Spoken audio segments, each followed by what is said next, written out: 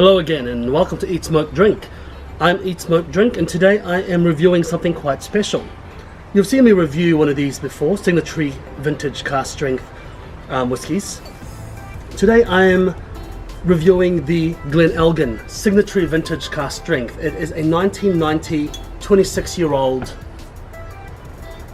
single barrel whiskey. It's matured in a bourbon cask and it is only 156 bottles of this particular run, so it's very special. Now, a little bit of background on Glen Elgin. Glen Elgin is owned by Diageo and it is a distillery predominantly producing single malts full blended whiskey. So Diageo is one of the biggest owners of distilleries in Scotland. It is this is located in Longmore, Scotland, and they've only, from memory, they've only got one distillery bottling, which is the 12-year-old, and that is quite a low ABV as well. Now this one here is only 47.6% alcohol, so for a cask strength it is quite a low percentage alcohol, and that means that over the years the barrel must have been quite active to really get that kind of alcohol level. And as usual, I'm going to put a couple of drops of water in one and no water in the other. So let's get tasting, let's get nosing. So Glen Elgin has a very signature smell to it, a slightly soapy, perfumey, waxy smell. I'm getting a sickly sweet nose to it. I mean, you can't deny the sickly sweet. Oh, it's glorious. In fact, it's quite syrupy, sickly sweet. Look at that. If you can't see that, that's extremely syrupy. The nose is very complex, very deep. It's I can smell a little bit of tannin in there. I can smell a nuttiness.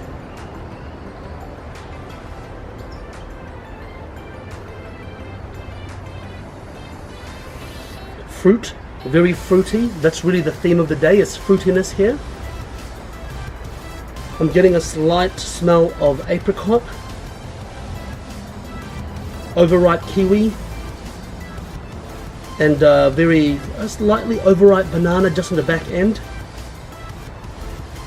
A little bit of apple, green apple, more like an apple skin, a red apple skin, I think. But sweetness is the general smell to that, and a little bit of white pepper. Now let's try it with the water. Wow. So with the water, the sweetness subdues a lot. The sweetness subdues a lot with water. I'm getting a little bit more cereal notes in there. The white pepper comes through a little bit.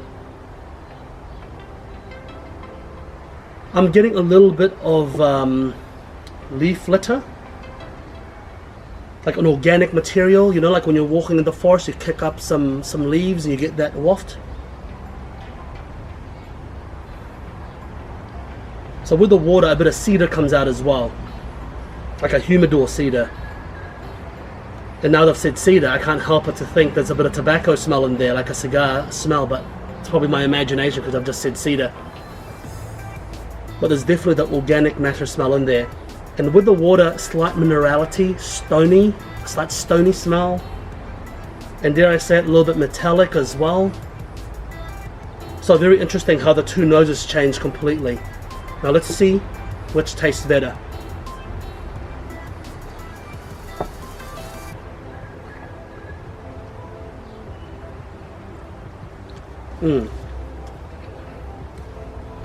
Very interesting whiskey. For a cask strength, man, it goes down, it's super soft, super smooth.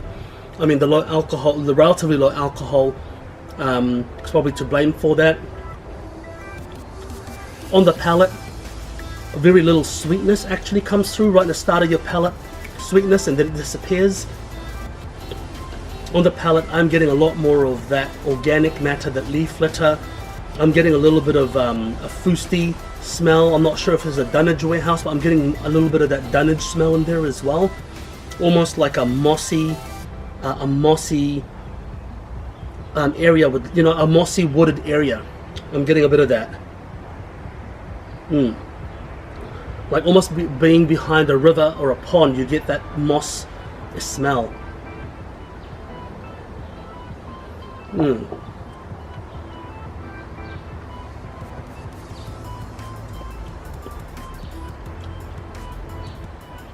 Spice comes through.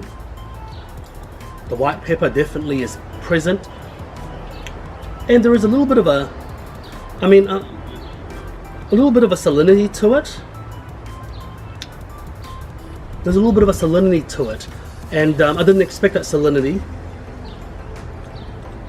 But all in all, the finish is quite oily, slightly waxy, and the finish lingers. I mean, all this time, my mouth is still salivating, trying to process that flavor in my mouth.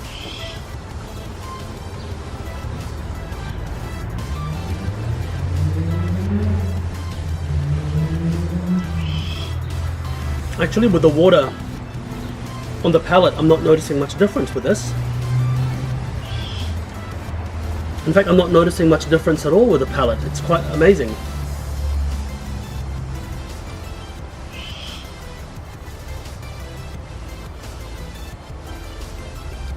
One thing I'm noticing more with the water is I'm getting heavier tannin come through. And around the back nose, I'm getting more of that leaf litter, almost like a, yeah, I'm getting more leaf litter, a damp soil, mineralities coming through, less salinity. Yeah, but there's not a huge amount of difference between the two. If I was gonna pick which one I like more, I'd say without the water is better for this one. With water, I think it takes away some of the complexities.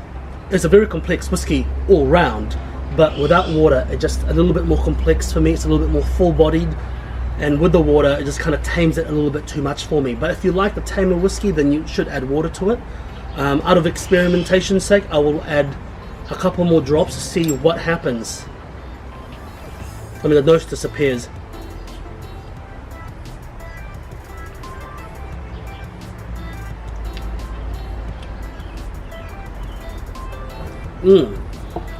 Interesting. I'm getting like a resin smell. You know when you buy a brand new magazine, like a glossy magazine, and you get that gloss, that smell, the new print? I'm getting some of that come through. And I'm getting a bit more fruit come out as well.